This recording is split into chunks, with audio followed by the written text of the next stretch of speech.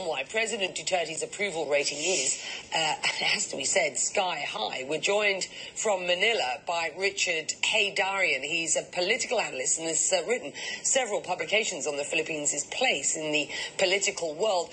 Thanks for joining us. You were at an event with the president just before he made those remarks, which have been so widely reported outside of the country. What was the attitude in the room, and what was the context for which, or in which, he made those comments?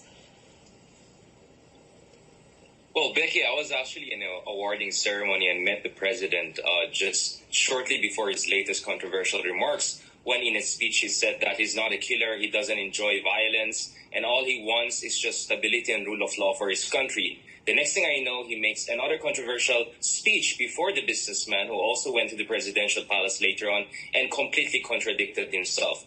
Now, the legal issue is this. I understand that Senator De Lima is talking about impeachment, but as far as the Philippine president is concerned, he's constitutionally immune to prosecution while he's still in office. The second thing is that the Senate, which is supposed to hold the executive to account, has just concluded an investigation, essentially saying the president has not been implicated in any kind of extrajudicial activities as far as war on drugs is concerned.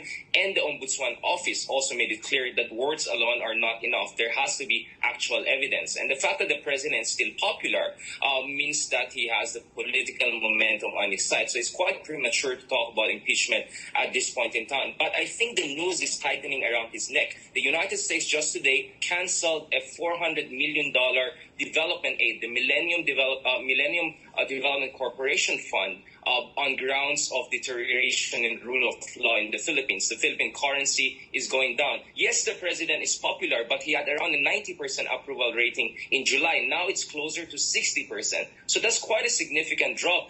And more than that, while in a survey, more than 80% of the Filipinos said that they support this war on drugs, 70% said that we don't want killings. We want a much more public health focused approach to this issue. And I think now President Duterte is realizing maybe he has to move to a new phase of war on drugs, stop the scorched earth and shock and awe approach, and more focus on rehabilitation. And that is why a few weeks ago, he inaugurated this massive rehabilitation center funded by the Chinese, and now the Japanese and other allies are pitching in. So he has to transition and move to the other phase. Otherwise, international pressure and domestic pressure is going to build up.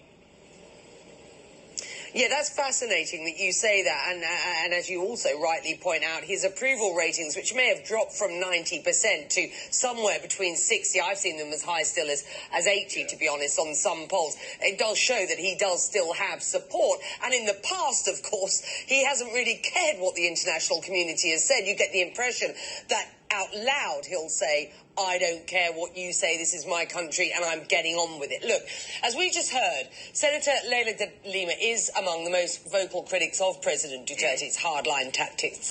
She tells CNN the president has it in his power to stop the extrajudicial killings of untried suspects. Have a listen to this. He is a lawyer.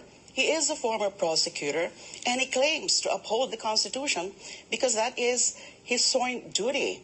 If he is serious and if he is sincere in upholding the Constitution and upholding the laws, then he should stop the killings, or he should order those killings to stop.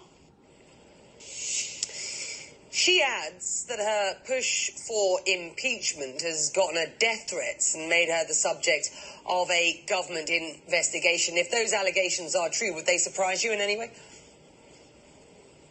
Well, I mean, the thing is this, unfortunately, the investigation with regards to the war on drugs in the Philippines have become more of a circus whereby different legislators have been trying to grandstand and do posturing. I mean, one of the unfortunate things about the investigation in the lower house or the Congress of the Philippines is that people were raising concerns with the personal life of Senator De Lima. And now you have more or less a fight between the lower house and upper house on whether Senator De Lima herself should be impeached from her office. I think many Filipinos are not very happy about the turn of events, seeing their legislators fighting each other.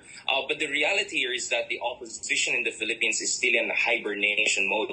So long as Duterte maintains high approval rating, he can count on much of the Congress of the Philippines to actually side with him. The Philippine Supreme Court has not also been very encouraging. Remember, just a few months ago, the Philippine Philippine Supreme Court gave a go-ahead for the burial of former dictator Marcos. Not to mention that there's even a possibility that Ferdinand Marcos Jr. may win a recount for the office of the vice presidency. So far it seems the political momentum is on the side of Duterte. And the other important thing is that with the entry of Donald Trump, Duterte is expecting that American pressure on him on human rights issues will go down.